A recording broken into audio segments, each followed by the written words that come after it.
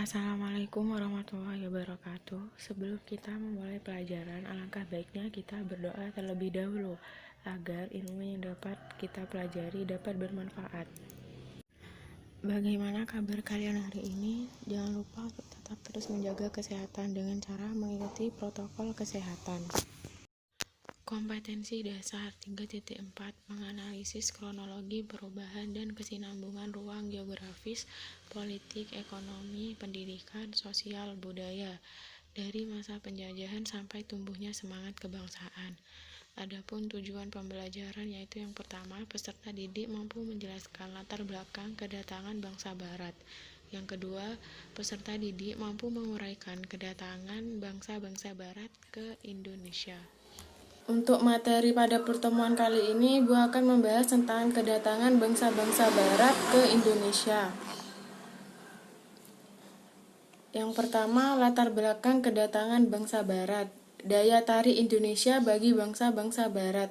Berbagai komoditas perdagangan yang dihasilkan bangsa Indonesia itulah yang menjadi incaran bangsa-bangsa barat. Berbagai hasil bumi Indonesia tidak hanya menjadi konsumsi bangsa-bangsa Asia, tetapi juga menjadi salah satu incaran bangsa-bangsa barat. Indonesia dan bangsa-bangsa Eropa memiliki perbedaan kondisi alam. Mengapa bangsa-bangsa barat sangat membutuhkan rempah-rempah? Bangsa-bangsa barat membutuhkan rempah-rempah karena mereka sangat membutuhkan, sementara persediaan di Eropa sangat terbatas. Rempah-rempah bagi bangsa-bangsa Eropa dapat digunakan untuk mengawetkan makanan, bumbu masakan, dan obat-obatan.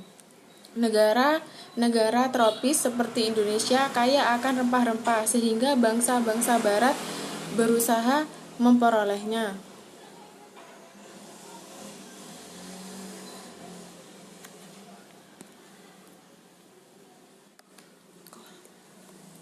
Yang kedua, motivasi 3G. Terkenal dengan sebutan 3G karena memang semboyan tersebut berawalan dengan huruf G. Yang pertama, gold, artinya emas, yang identik dengan kekayaan. Semboyan ini menggambarkan bahwa tujuan bangsa barat ke Indonesia adalah untuk mencari kekayaan. Itulah yang membuat mereka melakukan ekspedisi dan penjajahan. Yang kedua, glory, bermakna kejayaan bangsa. Dan yang ketiga, gospel adalah keinginan bangsa barat untuk menyebarluaskan atau mengajarkan agama Nasrani, khususnya agama Kristen ke bangsa-bangsa di Asia, Afrika, dan Amerika Selatan.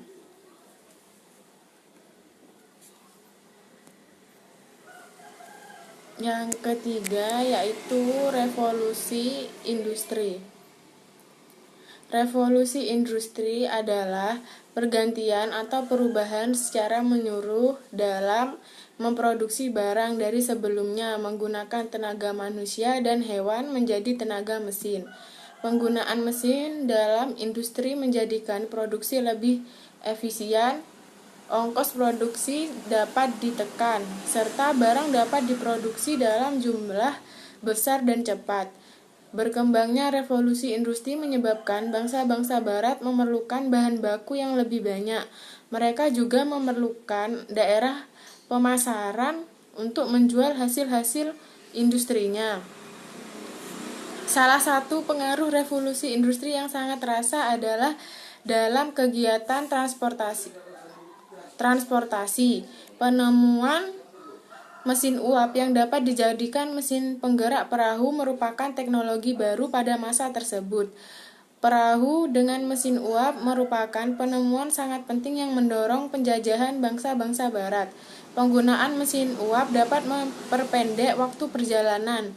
Selain penemuan mesin uap, revolusi industri ini didukung berbagai temuan atau penemuan lain seperti kompas, mesin pemintal, dan sebagainya. Penemuan-penemuan tersebut memicu bangsa-bangsa barat untuk melakukan berbagai petualangan. Materi yang kedua yaitu kedatangan bangsa-bangsa barat ke Indonesia. Belanda adalah negara yang paling lama menjajah Indonesia. Selain Belanda, bangsa-bangsa barat yang datang ke Indonesia pada masa penjajahan adalah Portugis, Spanyol, dan Inggris.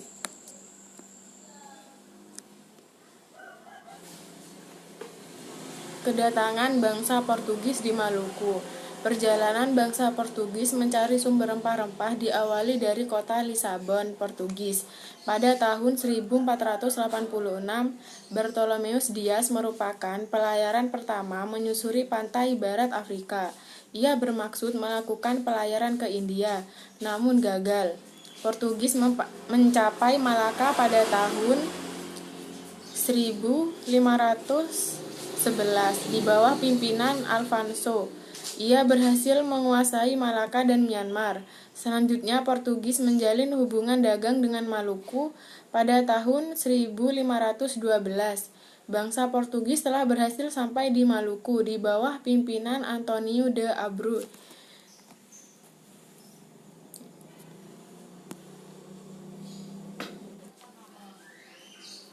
Yang kedua, ekspedisi bangsa Inggris. Inggris datang di Indonesia pertama kali di Ternate, Tidore pada tahun 1579 dan dipimpin oleh Thomas. Persekutuan dagang milik Inggris diberi nama East Indian Company. Di dalamnya bergabung para pengusaha Inggris. Walaupun Inggris tiba di Kepulauan Nusantara, pengaruhnya tidak terlalu banyak seperti halnya Belanda. Hal ini disebabkan East terdesak oleh Belanda sehingga Inggris menyingkir ke India atau Asia Selatan dan Asia Timur. Yang ketiga, kedatangan bangsa Belanda di Jayakarta, Jakarta. Jayakarta merupakan pelabuhan penting di Pulau Jawa yang kemudian menjadi markas VOC. Seorang pelaut Belanda, Cornelis de Houtman, memimpin ekspedisi ke Indonesia. Pada tahun 1595, armada de Houtman mengarungi ujung selatan Afrika. Selanjutnya terus menuju ke arah timur melewati Samudra Hindia. Pada tahun 1596, armada de Houtman tiba di pelabuhan Banten melalui Selat Sunda.